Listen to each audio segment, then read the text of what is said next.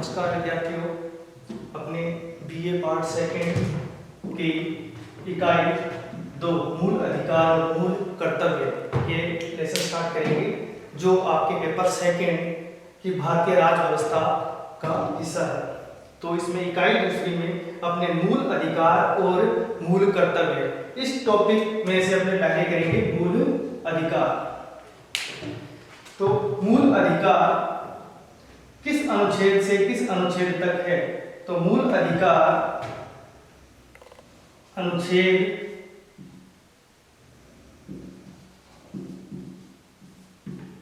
12 से 35 तक है। ठीक है, किस भाग में है? तो भाग 3 में है। 12 से 35 तक भाग 3 में, भारतीय संविधान के भाग 3 में है। ये कितने अनुच्छेद है? कुल 23 अनुच्छेद है। 12 से 35 तक कुल 23 अनुच्छेद है। मूल अधिकार है वो किस देश से प्रेरित है? तो ये अमेरिका के संविधान से प्रेरित है। अपने संविधान में जब इसे शामिल किया तो किस देश की संविधान से देख के या उसमें किया गया, इस वजह से भारतीय संविधान निर्माताओं ने इसे शामिल किया। तो अमेरिका के संविधान से, अमेरिका के संविधान में इसे बिल ऑफ राइट्स कहते हैं। तो उसी तरह अपने संविधान में इसे शामिल कर लिया गया। अपने संविधान में इसे शामिल कर लिया गया। अभी यहाँ पे देखेंगे इसकी सबसे पहली शुरुआत कहां से मानी जाती है? तो इंग्लैंड या ब्रिटेन, ठीक है, यहां का राजा था जॉन या जॉन। इस राजा ने अपने नागरिकों को 1215 ईस्वी में एक अधिकार पत्र दिया। तो उसी से मूल अधिकारों की शुरुआत मानी जाती है। 1215 में जो अधिकार पत्र दिया उसी से मूल अधिकारों की शुरुआत मानी जाती है। तो अब यहाँ पे देखेंगे कि इस जो भाग 3 है इसे क्या कहा जाता है? तो इसे मैग्ना कार्टा कहा जाता है। भारतीय संविधान का मैग्ना कार्टा किस भाग को कहा जाता है? तो भाग 3 को कहा जाता है। इसका मतलब अधिकार पत्र किसे कहा जाता है? भाग 3 को कहा जाता है मैग्ना कार्टा। मैग्ना कार्टा किस भाग को? भाग 3 को। इस भाग 3 को डॉक्टर अंबेडकर साहब ने सर्वाधिक अलौकिक भाग कहा। डॉक्टर अंबेडकर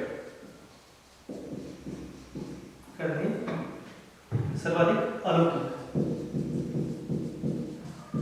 अलौकिक भाग कहा है। मूल अधिकार की सबसे पहली मांग भारतीय संदर्भ में किसने की थी? तो तिलक जी ने की थी। बाल गंगाधर तिलक ने कब की थी? तो ये 1895 के स्वराज्य विधेयक,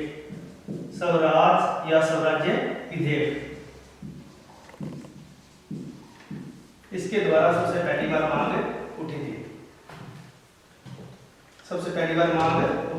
अब यहाँ पे ध्यान देंगे कि इसके बाद में भी मांग समय पर उठती रही। 1928 के अंदर 1928 में मांग उठाई थी मोतीलाल नेहरू, जो कि जवाहरलाल नेहरू के पिता थे। उन्होंने इसकी मांग 1928 में उठाई थी। फिर 1931 में जो कराची का अधिवेशन हुआ था, कराची अधिवेशन, उसमें भी मूल अधिकारों की मांग उठी थी। तो इससे मांग उठती रही, पर अंग्रेज सरकार ने कोई ज्यादा एक रिस्पॉन्स नहीं दिया। तो उसके बाद 1946 का टाइम था, उस समय अपना संविधान निर्माण प्रोसेस में आया था। तो कैबिनेट मिशन के बाद की बात है। तो उसके बाद संविधान निर्माण की प्रक्रिया स्टार्ट हुई। तो उसमें एक मूल अधिकार समिति बनाई गई थी। तो मूल अधिकार समिति, ठीक है, मूल अधिकार समिति थी और मूल अधिकार उप समिति थी। मूल अधिकार उप समिति। तो इन दोनों समितियों के अध्यक्ष इन्होंने इस पे भी बनाने की प्रक्रिया में सहयोग दिया। तो मूल अधिकार समिति इसने सिफारिशें की, तो इसके अध्यक्ष कौन थे? तो इसके अध्यक्ष थे सरदार वल्लभ भाई पटेल। वल्लभ भाई पटेल इन्होंने। दूसरी उप समिति बनी थी, तो इस उप समिति की अध्यक्षता कौन की थी? कौन कर रहा था? जे बी कृपलानी, ये इसकी अध्यक्षता कर रहे थे। इन्होंने सुझाव दिए। इसके बाद मूल अधिकार जब बनाने लगे तब क्या? तो मूल अधिकार जब संविधान में जोड़े गए, तो देखो पहले बताया आपको अमेरिका के संविधान से प्रेरित थे, तो उससे लेके मूल अधिकार अपने संविधान में भी जोड़े गए। पर वो कब? शुरू में जब संविधान लागू हुआ। ये प्रश्न आ सकता है कि मूल अधिकार भारतीय संविधान में कब से है? तो जब संविधान बना तभी से है। ठीक है, तो मूल अधिकार कितने थे? तो ये प्रश्न बनता है कि मूल संविधान में, देखो यहां से ये बात पकड़ लेना, मूल संविधान में मूल संविधान में मूल अधिकार मूल संविधान में मूल अधिकार कितने थे? तो 7 थे लिख रहा हूं यहां पर। मूल संविधान में मूल अधिकार कितने थे? तो 7 थे। वर्तमान में कितने हैं? तो वर्तमान में कितने हैं? तो वर्तमान में है 6 मूल अधिकार है। वर्तमान में कितने हैं? 6 है। तो यहां से अपने आगे स्टार्ट करेंगे। वर्तमान में कितने? 6। जो हटाया गया वो कौन सा था? तो यहीं पे ध्यान दे लेना, जो हटाया गया वो कौन सा था? जो मूल अधिकार हटाया गया वो था संपत्ति का मूल अधिकार। संपत्ति का मूल अधिकार है, इसे हटा दिया गया। तो कब हटाया गया? 1978 में। 1978 में कौन से संविधान संशोधन के द्वारा संपत्ति के मूल अधिकार को हटाया गया? तो 44वें संविधान संशोधन से। 44वां संविधान संशोधन था। 44वां संविधान संशोधन से संपत्ति के मूल अधिकार को हटाया गया। ये याद रखना, ये छोटा प्रश्न बन सकता है कि संपत्ति के मूल अधिकार को कब हटाया गया और किस संविधान संशोधन से हटाया गया? तो 44वें संविधान संशोधन से 1978 में हटाया गया। उस वक्त सरकार किसकी थी? मोरारजी देसाई की सरकार थी। सरकार या पीएम कौन थे? पीएम थे मोरारजी देसाई। ये उस वक्त पीएम थे, भारत के प्रधानमंत्री थे जब ये 44वां संविधान संशोधन होता है। ठीक है, अभी अपने बात करते हैं अनुच्छेद पे। तो अनुच्छेद 12 में है परिभाषा, 13 में कुछ जो पुराने थे और कुछ अभी के, उन पर न्यायालय क्या काम करेगा उसके बारे में व्यवस्था दी गई है। पर सामान्यतः जहां से अपने लिखना स्टार्ट करते हैं वो है अनुच्छेद 14 से। तो अनुच्छेद 14 से 18, अनुच्छेद 14 से 18 में कौन सा मूल अधिकार है? तो संपत्ति का, ये समानता या समता। ठीक है, समता भी लिख देते हैं, समानता का मूल अधिकार। समानता का मूल अधिकार। तो इसमें देख लेना कितने अनुच्छेद हैं? सारे 14 है, 15, 16, 17 और 18। तो कितने हो गए? 1, 2, 3, 4 और 5। तो टोटल कितने हैं? 5 अनुच्छेदों में है अनुच्छेद। टोटल 5 अनुच्छेद है। ये 5 अनुच्छेदों में समानता का मूल अधिकार का उल्लंघन कर रखा है। तो अपने देखेंगे अनुच्छेद 14। समता का मूल अधिकार, समता समानता का अधिकार या समानता का अधिकार, और किसका? विधि के समक्ष, विधि के समक्ष समानता का अधिकार, विधि के समक्ष, विधि के समक्ष समानता या समता का अधिकार, विधि के समक्ष समता का अधिकार। ध्यान रखना, तो ये सीधा भी प्रश्न पूछा जा सकता है कि विधि के समक्ष समता का अधिकार किसमें है, तो अनुच्छेद 14 में। विधि के समक्ष समता का अधिकार अनुच्छेद 14 में। कानून के या विधि के समक्ष सभी व्यक्तियों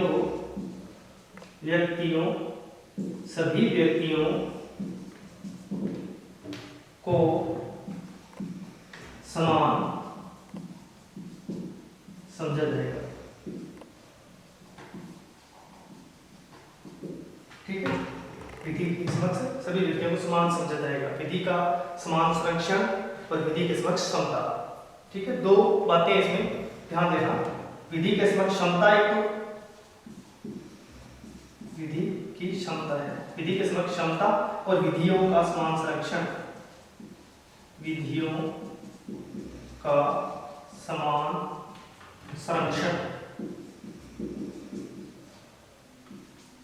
ठीक है, तो यहां ध्यान है विधि के समक्ष क्षमता, विधि के समक्ष क्षमता ये कहां से ली गई है, तो ये है ब्रिटेन से। विधि की समक्ष क्षमता ब्रिटेन से। तो विधियों का समान संरक्षण है, ये विचारधारा कहां से ली गई है, तो ये है यूएसए, अमेरिका से। ठीक है, विधि के समक्ष सभी व्यक्ति समान समझे जाएंगे, तो ये ब्रिटेन बोलता है और ब्रिटेन के संविधान से ली गई है। और ये विधियों का समान संरक्षण ये यूएसए के संविधान से ली गई है कि विधियों के जो समान परिस्थिति के लोग हैं उन पर समान रूप से विधि लागू होगी। ठीक है, समान परिस्थिति के लोग हैं समान विधि लागू। ये नकारात्मक है और ये सकारात्मक है। विधि की समक्ष समता नकारात्मक है, विधियों का समान संरक्षण ये सकारात्मक अवधारणा है।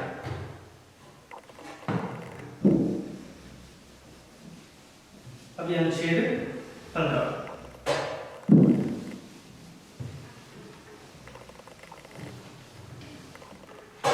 अनुच्छेद 15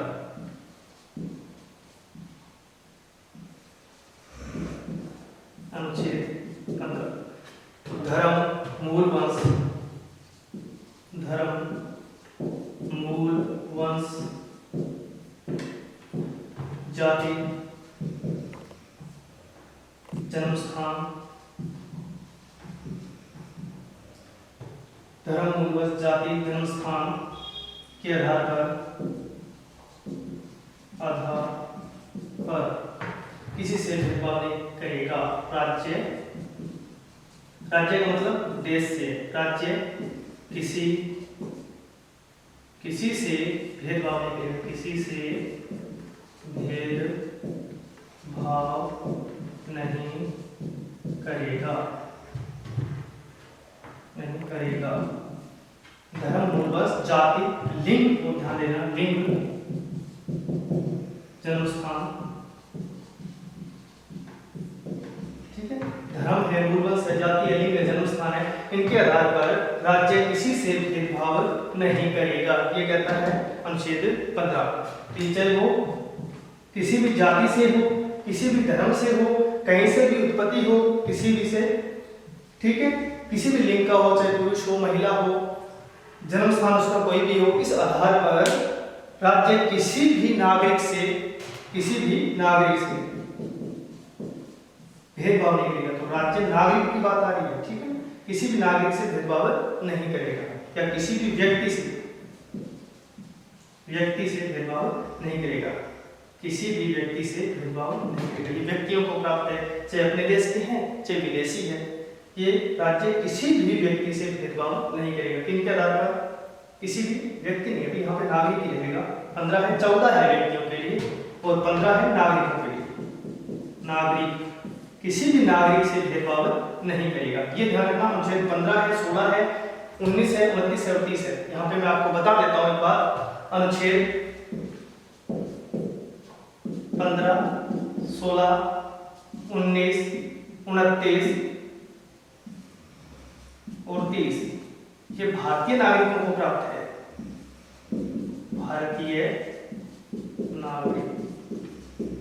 भारतीय नागरिकों को प्राप्त है। ये ध्यान रखना। अनुच्छेद 14 वो व्यक्तियों और अनुच्छेद 15 है वो नागरिकों, मतलब नागरिक जो अपने भारतीय लोग हैं उन्हीं को प्राप्त है। उनके साथ किसी धर्म, कोई मूल वंश, कोई जाति, कोई लिंग, कोई जन्म स्थान, इनके आधार पर भेदभाव नहीं करेगा। हम विदेशियों के साथ कर सकता है। ठीक, तो इसमें एक देखना 15(3) अनुच्छेद 15(3), तो इसमें एक बात दी हुई है भी स्त्रियों और बच्चों के लिए भेदभाव किया जा सकता है। स्त्रियों राज्य, स्त्रियों और बच्चों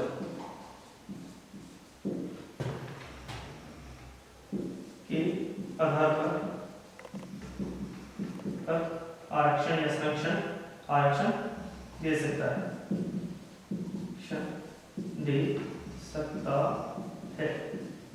तो यहाँ पे ध्यान देना कि राज्य है ना वो स्त्रियों, महिलाओं और बच्चों से संबंधित आरक्षण दे सकता है। 15(3) कह रहा है यहाँ दिया हुआ ना, इसका यह अपवाद स्वरूप है कि किसी लिंग से संबंधित, तो लिंग है महिलाएं जो थोड़ा सा कमजोर मानी जाती है पुरुषों के मुकाबले, तो उस आधार पर इनको और बच्चों को संरक्षण दिया गया है 15(3) के अनुसार।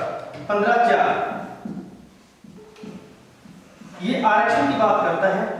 ठीक है, आरक्षण किसे? SC ST को, SC व ST को आरक्षण की बात करता है अनुच्छेद 15(4). इसमें शिक्षण संस्थाओं में, शिक्षण संस्थाओं में आरक्षण, शिक्षण संस्थाओं में आरक्षण की बात है। कौन सा अनुच्छेद कर रहा है? तो अनुच्छेद 15 ही है, सीधा है तो नहीं तो 15(4). 15 का सब क्लोज है 4। ठीक है, 15(4) शिक्षण संस्थाओं में SC ST को आरक्षण की बात करता है। अब इसी में देखो एक नई चीज और जोड़ दी गई जो 2019 में किया गया था लास्ट में से, तो उसका ध्यान देना। तो कौन सा है? अनुच्छेद 15(6), अनुच्छेद 15(6) ये क्या कहता है कि शिक्षण संस्थाओं में, शिक्षण संस्थाओं में, शिक्षण संस्थाओं में जो आर्थिक रूप से कमजोर वर्ग है, आर्थिक रूप से कमजोर वर्ग है, उनको आरक्षण की बात करता है। शिक्षण संस्थाओं में आर्थिक रूप से कमजोर इकोनॉमिक वीकर, इनके लिए आरक्षण की या संरक्षण की बात करता है आरक्षण। ठीक है, तो ये ध्यान रखना नया जुड़ा है। तो 15(6) शिक्षण संस्थाओं में आरक्षण, तो कौन सी संविधान संशोधन से जोड़ा गया है? तो ये है 103वां संविधान संशोधन। ठीक है, 103वां संविधान संशोधन, याद रहेगा। 103वें संविधान संशोधन से ये बात जोड़ दी गई कि 15 के आगे 6 करके कि शिक्षण संस्थाओं में जो आर्थिक रूप से कमजोर वर्ग है उनको राज्य आरक्षण दे सकता है। फिर आगे अपने करते हैं अनुच्छेद 16 की बात। अनुच्छेद 16, अनुच्छेद 16, तो ये क्या है कि सरकारी नौकरियों में आरक्षण की बात करता है। अवसर की समानता, अवसर की समानता, अवसर की समानता की बात करता है सरकारी नौकरियों में। ठीक है, कहाँ? सरकारी नौकरियों, सरकारी नौकरियों में अवसर की समानता दी जाए। तो इसमें ध्यान देना अनुच्छेद 16 भी, ये भी धर्म, मूल वंश, इनके आधार पर कोई भेदभाव नहीं करने की बात कहता है। पर 16(3) महिलाओं के लिए, महिलाओं और बच्चों के लिए संरक्षण की बात करता है। 16(4) SC ST के लिए, SC एसटी, एससी और एसटी के लिए आरक्षण या संरक्षण, आरक्षण की बात करता है। कहाँ? नौकरियों, सरकारी नौकरियों, सरकारी नौकरियों में आरक्षण की बात करता है। जहाँ पूर्वज, जाति, जन्म स्थान, उद्भव, इनके आधार पर आप अपने भेदभाव नहीं कर सकते। ठीक है, सरकारी नौकरियों में देखो मूलवंश, जाति, लिंग, जन्म स्थान, ये तो है, उद्भव भी है इसमें जुड़ा हुआ, इनके आधार पर आप सरकारी नौकरियों में भेदभाव नहीं कर सकते। पर जो थोड़ा कमजोर है वह उनको आरक्षण की बात करता है। तो महिलाओं के लिए आरक्षण की बात करता है, एससी एसटी के लिए आरक्षण की बात करता है। और उसके बाद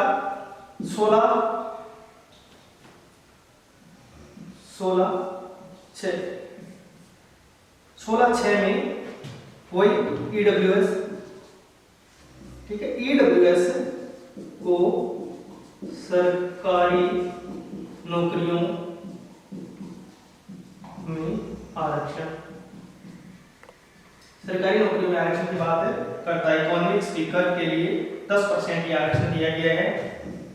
ठीक है, 10% है, चाहे वो 6 हो चाहे 16(6), तो सभी में 10% आरक्षण दिया गया है इकोनॉमिक स्पीकर को। तो इकोनॉमिक स्पीकर सेक्शन है वो किसी भी जाति से हो सकता है जिसको अन्य कोई प्रकार का आरक्षण नहीं मिलता, वो इसमें शामिल रहते हैं।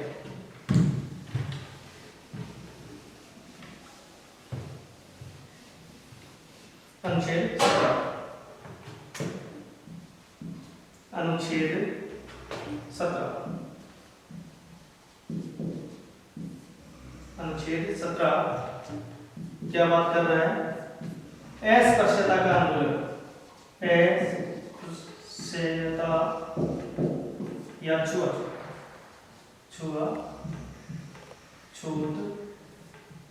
का आंदोलन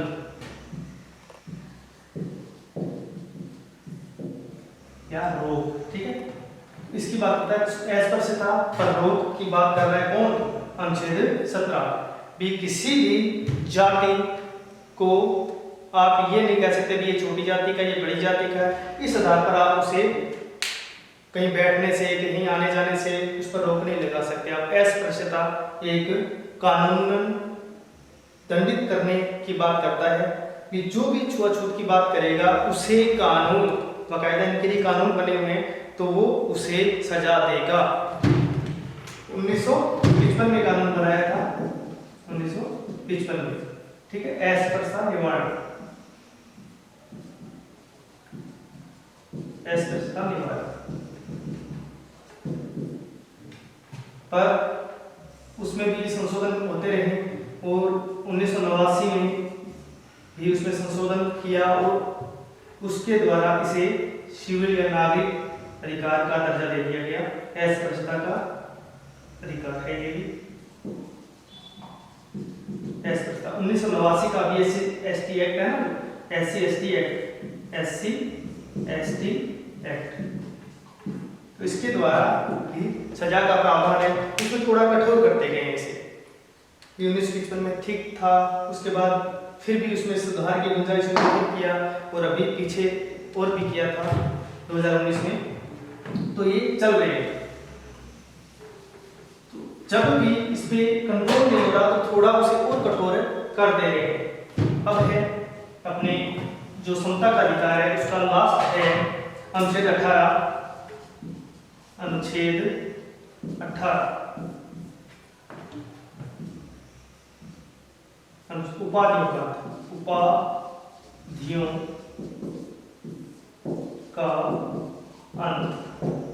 तो उपाधियों के अंत की बात करते हैं अनुच्छेद 18 भी। देखो दो ही प्रकार की उपाधि, पहले तो बहुत सी उपाधियां थी, ठीक है, अंग्रेजों के जमाने में बहुत सी उपाधियां देते थे वो, जैसे नाइटहुड वगैरह की उपाधियां देते थे।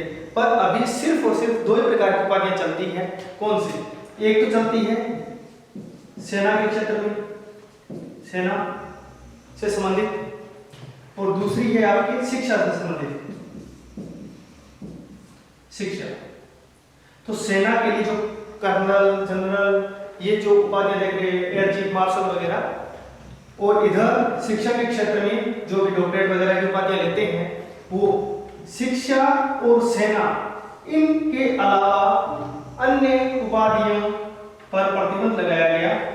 अन्य उपाधियां के अलावा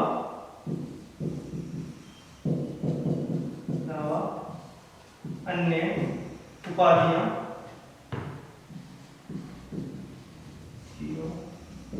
का अन्य कोई उपाधि नहीं चलेगी। हाँ, जो भी सरकारी क्षेत्र में है या कोई विदेशी भी चाहिए अपने भारत के अंदर सरकारी क्षेत्र में नौकरी कर रहा है, तो विदेशी या विदेशों से उपाधि सीधे नहीं ले सकता, राष्ट्रपति की अनुमति से ही वो विदेशों से उपाधि ग्रहण कर सकता है। ठीक है, तो ये यहीं तक अपने टॉपिक करेंगे, इसके बाद का टॉपिक अपने अगली क्लास में करेंगे। धन्यवाद। तो इसको मैं थोड़ा सा एक बार दोबारा बता देता हूँ आपको कि अनुच्छेद 14 पे में बात कर रहे थे, अनुच्छेद 14। ठीक है, अनुच्छेद 14 है विधि का संरक्षण या विधियों का समान संरक्षण की बात करता है, विधि की समक्ष समानता या विधियों का समान संरक्षण। अनुच्छेद 15 धर्म, मूल, वंश, जाति, लिंग, जन्म स्थान के आधार पर भेदभाव नहीं करेंगे। अनुच्छेद 16 सरकारी नौकरियों में अवसर की समानता की बात करता है। अनुच्छेद 17 अस्पृश्यता उन्मूलन की बात करता है और अनुच्छेद 18 उपाधियों के अंत की बात करता है। तो इसी के साथ इस क्लास में अपना विराम लेते हैं। अगली क्लास फिर